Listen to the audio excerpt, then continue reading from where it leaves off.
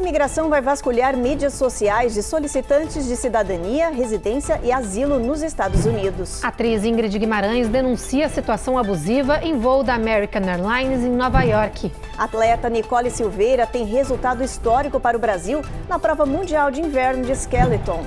Consulado de Boston dá início a programa para empoderar brasileiras na Nova Inglaterra. E bailarina brasileira discursa em evento da ONU em homenagem ao Mês Internacional da Mulher.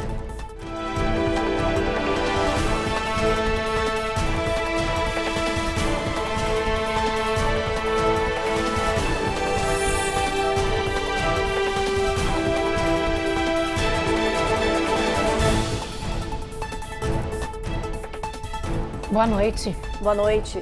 Os serviços de cidadania e imigração dos Estados Unidos querem revisar as contas de mídia social de qualquer pessoa que solicite serviços à agência. Isso vale para quem entra com pedido de cidadania, residência ou asilo aqui no país. A mudança afetará mais de 3,5 milhões de candidatos atuais, de acordo com as estimativas do USCIS. As redes sociais vão entrar na mira das autoridades de imigração dos Estados Unidos. A USCIS, que gerencia os pedidos de visto e cidadania, pretende formalizar o acesso e revisão das contas sociais de qualquer imigrante que entre com um processo de moradia no país. As redes sociais, elas revelam muito sobre nós. É possível identificar quais são os nossos gostos, as nossas preferências, as nossas opiniões, simplesmente analisando aquilo que a gente compartilha. E além disso, além daquilo que fica público, existem muitas informações sobre o nosso perfil de navegação, quais sites a gente visita, quanto tempo a gente gasta lendo notícias, por exemplo, que são informações que os provedores, que as redes sociais também têm sobre nós. O departamento alega que essa nova fiscalização vai ajudar a identificar imigrantes de risco que podem cometer ataques ou comprometer a segurança nacional e muito mais. O governo Trump está visando organizar isso e formalizar isso numa regulação para evitar possíveis questionamentos judiciais no futuro dessa medida. Agora, a novidade é que eles querem utilizar esse instrumento de fiscalização de forma formalizada também nos pleitos imigratórios dentro do território americano. Então, por exemplo, mudança de status ou ajuste de status. A gente orienta os clientes para tomarem cuidado com redes sociais, tomarem cuidado com exposições. Teve um caso, inclusive, de uma personal trainer influenciadora. Ela veio para os Estados Unidos passar férias e acabou que ofereceu serviços de treinamento aqui nos Estados Unidos e acabou que o visto dela foi revogado e ela não pode mais entrar nos Estados Unidos. Então, assim, isso já era algo que acontecia rotineiramente dentro das práticas migratórias. Caso a medida seja aprovada, as contas de cerca de 3,57 milhões de candidatos vão precisar passar pelo crivo dos agentes. A proposta da USCIS está aberta para comentário público antes da implementação. A agência observa que o processamento dessas informações adicionais vai exigir quase 290 mil horas extras de trabalho de seus funcionários, mas garantiu que a medida não vai gerar custos adicionais para os candidatos.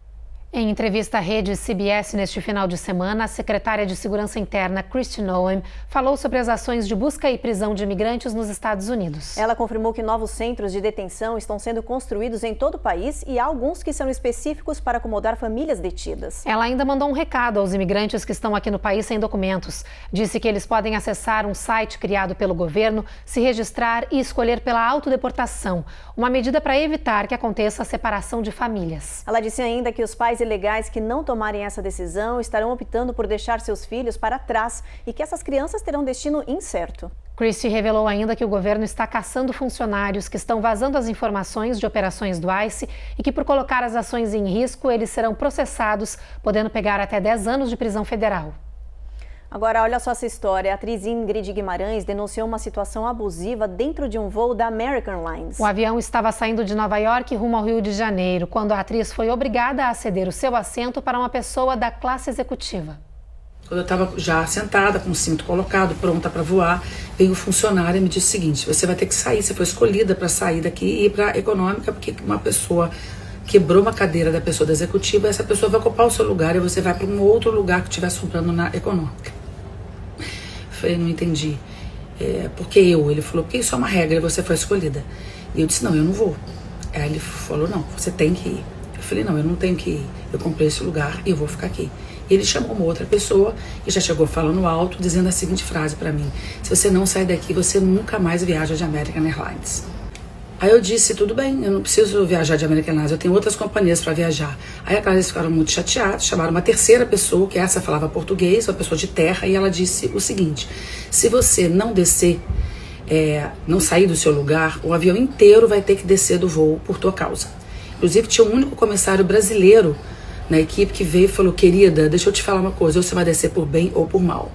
Depois de minutos de intenso constrangimento público, Ingrid Guimarães acabou cedendo seu lugar da classe econômica premium para um passageiro da classe executiva que tinha quebrado a poltrona. A atriz fez a viagem na classe econômica. A explicação foi que quando acontece um incidente desse tipo, automaticamente a companhia escolhe alguém da premium para pegar a vaga. O caso ganhou repercussão depois da publicação desses vídeos nas redes sociais da atriz, que tem milhões de seguidores. Eu vivi uma situação abusiva, violenta, injusta, e eu fui coagida na frente do voo inteiro a fazer o que a American Airlines queria. E para completar essa história maravilhosa, no meio do voo eu fui falar com um comissário brasileiro e perguntar qual era o critério, que nunca ninguém me explicou nada. Por que tinha sido eu a pessoa escolhida? Ele disse que o critério normalmente eram vários, mas um deles era a tarifa mais barata ou então uma mulher viajando sozinha. A minha reserva era de uma mulher sozinha. Uma mulher viajando sozinha, que não tem um homem ao lado para gritar, para se impor. É isso. E um pequeno detalhe: o dia que eu cheguei foi dia 8 de março, Dia Internacional da Mulher. A American Airlines deu um cheque de $300 para Ingrid Guimarães para compensar toda a situação. O vídeo já foi visto por mais de 1 milhão de pessoas. A empresa aérea não se manifestou. Uma brasileira conquistou um feito inédito no Mundial de Inverno que aconteceu em Lake Placid, nas montanhas de Nova York. Desde 2012, o Brasil não ocupava uma posição histórica assim. Nicole Silveira ficou em 4º lugar no skeleton, que é um dos esportes mais radicais, que é disputado de forma individual. Nessa corrida, a atleta se lança em um trenó de cabeça na pista. Vence a atleta que faz a descida em menor tempo. Com a colocação nessa disputa, a brasileira Nicole Silveira ocupa agora a 4ª posição no ranking internacional. A seguir, republicanos anunciam um plano para evitar o fechamento do governo, mas democratas se opõem. E Canadá escolhe novo líder do governo.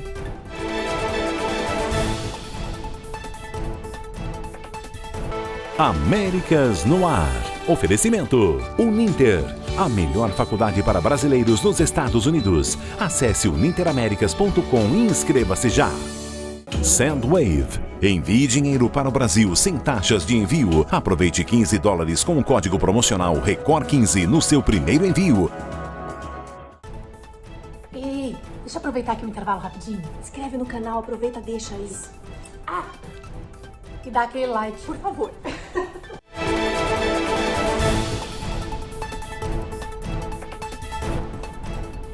A semana começou quente na política interna norte-americana. O presidente da Câmara, Mike Johnson, revelou formalmente os planos para uma medida paliativa de financiamento do governo até 30 de setembro. A ideia é evitar uma potencial paralisação da máquina pública antes do prazo de sexta-feira e, com isso, ganhar tempo para o presidente Donald Trump conduzir peças-chave na agenda da Casa Branca. Os republicanos da Câmara esperam votar o projeto de lei nesta semana, mas os líderes democratas rapidamente se disseram contra o plano, levantando a possibilidade de um confronto na Casa Legislativa. Já o presidente Trump endossou a proposta republicana. Os assessores da liderança do partido disseram que a medida aumentaria os gastos com defesa em cerca de $6 bilhões, enquanto os gastos domésticos cairiam em cerca de 13 bilhões. Com a promessa dos democratas de bloquearem a medida, a semana deve ser caótica na política norte-americana, com o risco de paralisação do governo, o chamado shutdown. No Canadá, o Partido Liberal já escolheu o sucessor de Justin Trudeau. Será Mark Carney, um novato na política. Carney assumirá imediatamente como líder do partido, enquanto Trudeau permanecerá como primeiro-ministro por um período de transição. Mark Carney é um ex-banqueiro, já foi governador do Banco do Canadá e nunca ocupou cargos políticos, mas é visto pelo Partido Liberal como uma potência para liderar as turbulências econômicas que vive o Canadá. Carney é a aposta do Partido Liberal para alavancar sua popularidade. Ele vai liderar o partido nas próximas eleições federais, onde enfrentará uma forte concorrência do Partido Conservador, que atualmente lidera nas pesquisas. I will work day and night with one purpose, which is to build a stronger Canada for everyone. Após sua eleição, em um pronunciamento neste final de semana, ele disse que vai trabalhar para fortalecer a economia canadense e disse estar ciente de seu maior desafio que vem pela frente, Donald Trump. Ele criticou a imposição de tarifas da Casa Branca e as falas do republicano de anexar o território canadense. My government will keep our tariffs on until the Americans show us respect. Mark disse que vai manter tarifas recíprocas aos Estados Unidos até que a Casa Branca mostre algum respeito ao Canadá. Ele ainda fez referências às tensões com o país vizinho, dizendo que seu governo vai criar novas relações comerciais com parceiros confiáveis.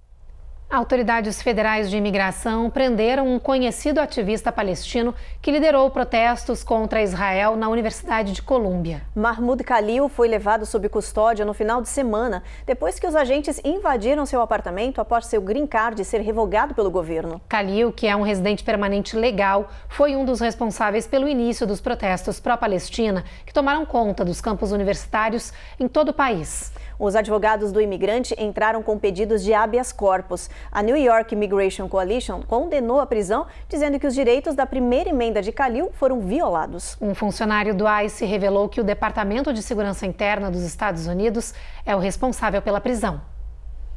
No Oriente Médio, seguem as negociações para salvar e ampliar o frágil acordo de cessar-fogo entre Israel e Hamas. O governo de Jerusalém, com o apoio dos Estados Unidos, aumentou a pressão sobre o Hamas. O Rogério Guimarães tem as últimas informações do conflito. Boa noite. Delegações de Israel, dos Estados Unidos e do grupo terrorista Hamas tentam avançar para a segunda fase do acordo de cessar-fogo. Para os Estados Unidos, o ponto de partida para um novo acordo em Gaza é desarmar o grupo terrorista Hamas e tirá-lo do território. O enviado do governo Trump para as negociações no Catar, Steve Witkoff, disse ainda que a reunião em Doha precisa definir prazos para a segunda fase do acordo. A primeira etapa terminou há 10 dias. Israel também enviou uma delegação para o encontro e o Hamas sinalizou que está flexível para um novo acordo. O Hamas denunciou nesta segunda-feira a permanência de tropas israelenses no corredor Filadélfia, uma zona tampão em Gaza ao longo da fronteira com o Egito, e destacou que sua retirada deveria ter ocorrido mediante o acordo de trégua.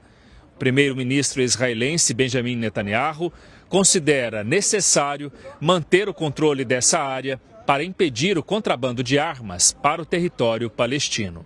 De Tel Aviv, Rogério Guimarães para o Américas no Ar.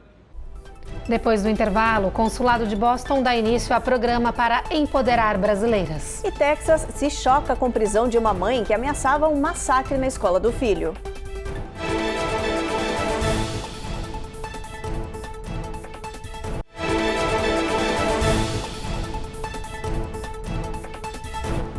O Consulado-Geral do Brasil em Boston, em parceria com empresários da comunidade local, está lançando o programa Mulheres Fortes. É uma iniciativa voltada à capacitação profissional e à promoção da independência financeira das brasileiras no exterior.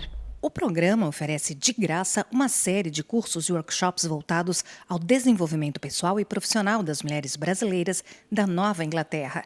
No foco estão áreas como estética, fotografia, doulagem, confeitaria e organização de ambientes. Tem também aulas de inglês. O programa Mulheres Fortes, uma iniciativa do Consulado do Brasil em Boston, está aqui para empoderar mulheres brasileiras da Nova Inglaterra. O programa oferece capacitação profissional para quem busca recomeçar. Profissionais voluntários da comunidade se reuniram para dar o pontapé inicial ao projeto, que vai começar com um workshop de educação financeira, ministrado pela especialista Thaisa Gama, que vai falar de planejamento orçamentário, gestão de crédito e estratégias para a melhoria do credit score. O curso de educação financeira será nos dias 17 e 20 de março, às 7 da noite, via Zoom. As aulas irão abordar conceitos fundamentais, como a importância do planejamento, a criação de um orçamento equilibrado e os pilares da saúde financeira, como poupar, investir e gastar conscientemente. As inscrições podem ser realizadas pelo telefone do Consulado do Brasil em Boston, 857-233-6081. O projeto tem como objetivo fornecer ferramentas práticas e conhecimentos essenciais para que as brasileiras que vivem nos Estados Unidos possam construir suas vidas com autonomia e segurança. Ao mesmo tempo, o consulado quer promover a integração comunitária e a criação de redes de apoio. Em Houston, no Texas, os planos de uma mãe de um estudante de ensino médio chocaram a polícia. Ela pretendia invadir a escola do filho armada e realizar um massacre. A comunidade de Houston, no Texas, foi pega de surpresa com a notícia. A polícia revelou que desde janeiro estava monitorando Cicely Nicole Walker, de 45 anos.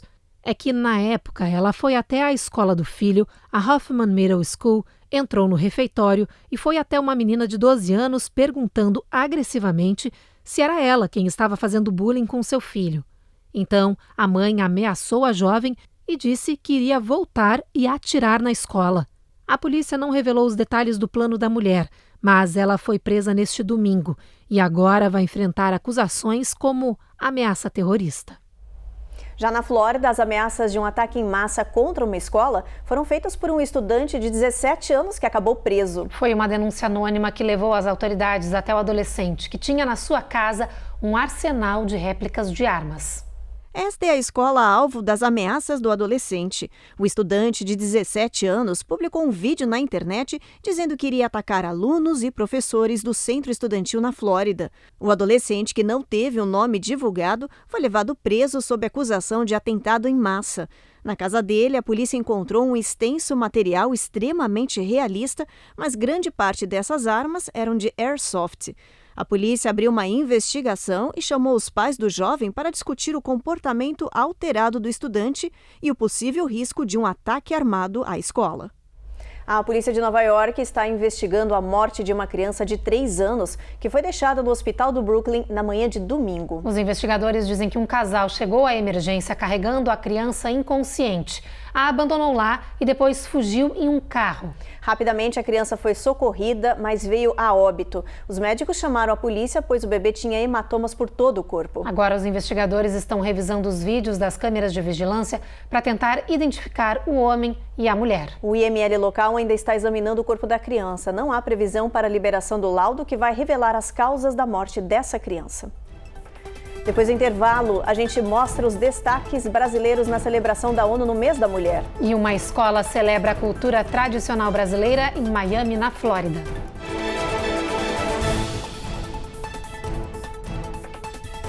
Américas no ar.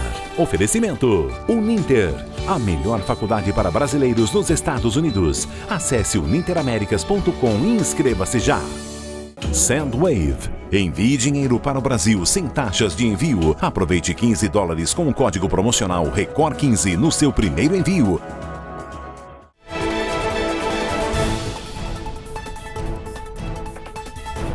Um massivo incêndio florestal que começou no final de semana no condado de Suffolk desafia os bombeiros de Nova York. São pelo menos 4 focos ainda ativos, segundo as autoridades. E como as chamas se espalharam rapidamente, foi decretado estado de emergência. Vários vídeos estão viralizando nas redes sociais com as cenas assustadoras dos incêndios, que a cada hora aumentam de tamanho. A boa notícia é que, ao menos por enquanto, nenhum morador está na rota do fogo. Mas como os ventos seguem fortes, também ninguém está fora de risco. Mais de 80 departamentos de bombeiros estão unidos para tentar combater as chamas. E as autoridades confirmaram que um bombeiro foi hospitalizado com queimaduras no rosto. A governadora Kate Hochul emitiu um alerta geral de saúde pela má qualidade do ar e disse que 100 mil máscaras N95 serão enviadas para moradores do condado. E por causa dos incêndios, tempestades e tornados, mais de 50 milhões de pessoas estão sob ameaça de clima extremo em todo o país. Em partes do sul, por exemplo, moradores estão se preparando para a possibilidade de inundações relâmpago. O fogo que cresce em Nova York já provoca fechamento de estradas e segue preocupando as autoridades. A Guarda Nacional foi chamada para ajudar os bombeiros a combater as chamas. Mas não é só Nova York que está lidando com as condições extremas. Pelo menos 50 milhões de pessoas estão sob ameaça de clima severo até pelo menos terça-feira, com a maior ameaça impactando grande parte do Sudeste. O risco é de inundações relâmpago e possíveis tornados. You can see very heavy pockets of rain, especially across northern Florida, southern Georgia, and even portions of South Carolina. Enquanto isso, no sudoeste, 4 milhões de pessoas estão sob aviso de bandeira vermelha para calor e tempo seco extremo, que em combinação com rajadas de vento de até 50 milhas por hora, podem aumentar as chances para incêndios florestais. Vamos dar uma olhadinha no nosso mapa, ver como é que vai estar o clima amanhã em boa parte aqui do país. Em Boston a gente tem sol brilhando, não há nuvens nessa região, com máxima de 58. Em Nova York o mesmo cenário, a máxima por lá é de 60. Esse sol segue em Charlotte, em Norfolk, em Atlanta também. Já na Flórida a gente tem sol brilhando em Jackson, em Tampa e em Miami também, com máxima de 76 graus nessa região. New Orleans não tem previsão de nuvens nem de chuva. Em Houston a mesma coisa, com máxima de 77, Evelyn. Esse mapa ensolarado muda um pouquinho chegando em San Antônio, onde as nuvens começam a aparecer, mas já em El Paso, sol brilhando de novo, máxima de 75 amanhã. Em Albuquerque, previsão é de sol entre nuvens com mínima de 43. Em Phoenix, situação parecida, mas por lá com pancada de chuva. Em Los Angeles, o sol não aparece, vai só chover amanhã com mínima de 49. E em São Francisco, sol entre nuvens, mínima de 50 e máxima de 60. E o final de semana foi de homenagens ao Mês da Mulher, com representantes de todo o mundo, incluindo, claro, o Brasil, na sede da ONU em Nova York. A bailarina Ingrid Silva foi a única do nosso país a discursar no palanque. A repórter Carolina Camargo tem os detalhes. O evento reuniu nomes de diferentes setores. A brasileira foi um dos destaques do dia no Salão da Assembleia Geral. Os telões da ONU mostraram Ingrid Silva dançando com maestria. No palco, a bailarina relembrou sua história de vida até a conquista do sonho de ser uma profissional reconhecida. I had no idea what ballet was. But you know, when something is meant to be, I always believe that ballet chose me. Eu sempre acreditei que o balé me escolheu. Eu venho de uma infância e de uma casa muito humildes. Minha mãe e meu pai trabalharam muito para me criar e criar meu irmão. Nenhum deles tinha nada a ver com artes, porque de onde eu venho é muito raro ouvir falar de balé clássico ou ir ao teatro. É considerado um luxo e é muito caro se envolver com artes, disse a brasileira. It's considered a luxury, and it's very expensive to get involved in arts. Ingrid contou que começou a dançar aos 8 anos de idade e descreveu as dificuldades que enfrentou no início da carreira por não possuir o tipo de pele, cabelo e corpo que eram os estereótipos das bailarinas.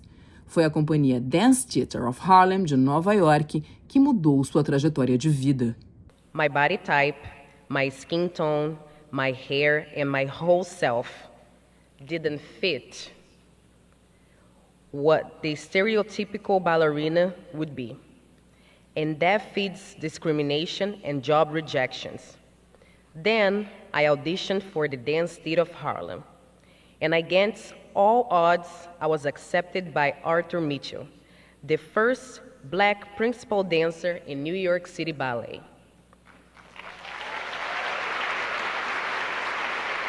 Ela foi a única brasileira convidada a palestrar no evento do Dia Internacional da Mulher, que aconteceu na sede da ONU na Big Apple. Diante dos presentes e da filha que estava na plateia, Ingrid lembrou da necessidade de direitos iguais, acesso à educação, diversidade e inclusão para um futuro melhor. Equal rights, equal access to opportunities, to education, diversity and inclusion.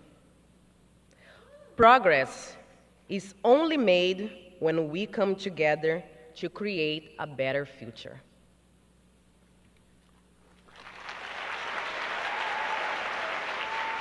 E celebrar esse dia significa celebrar a vida, celebrar as mulheres que estão vivas, celebrar as mulheres que são fortes e todas as mulheres que estão vindo aí no nosso futuro. Para que as coisas possam melhorar e que a gente possa viver num mundo mais justo e igualitário, é importante que a gente tenha oportunidades. Oportunidade e educação são duas coisas que podem transformar absolutamente uma nova geração. A oportunidade vem da possibilidade de educar a cada um, de dar para o próximo um pouco mais de entendimento, não só da vida, mas de uma educação digna, de uma vida digna, e isso é importante para que a gente possa mudar o mundo. O final de semana foi de muito carnaval brasileiro e samba em uma escola de Miami, na Flórida. O evento é anual e conta com o apoio do Consulado Geral do Brasil, da nossa comunidade e dos moradores locais. Essa turma animada não só aprende português na high school, mas também vive um pouco da cultura do Brasil uma vez por ano. A ideia do carnaval brasileiro, com direito a samba e até concursos de rainha, é da professora Anete Lobo, fundadora do programa de português da Miami Beach High School. Esse ano comemoramos 28 anos de Carnaval, uma produção dos alunos membros do Brazilian Club. Neste ano nós tivemos capoeira, concurso de Miss Carnaval, concurso de fantasia para os professores, batucadas e dançarinas. Foi um evento para 2.000 alunos. Este ano, a aluna Genevra Semprini foi eleita rainha do Carnaval. Foi um dia de muita energia, alegria e aprendizado sobre essa festa típica do Brasil. Tudo isso ao ritmo da batucada e do show de capoeira. O evento é anual e tem o apoio dos pais e mestres da escola para divulgar o nosso país aos descendentes brasileiros e também aos estrangeiros que querem aprender novas culturas. Esse programa de português da escola, com eventos brasileiros como o Carnaval, vem crescendo e se destacando na região, como exemplo de integração e aprendizado. E tem o apoio de autoridades e do Consulado-Geral do Brasil em Miami. É isso. O Jornal Américas no Ar, então, termina agora. Você fica com um jogo de semifinal do Paulistão e a gente se encontra de novo amanhã. Até lá.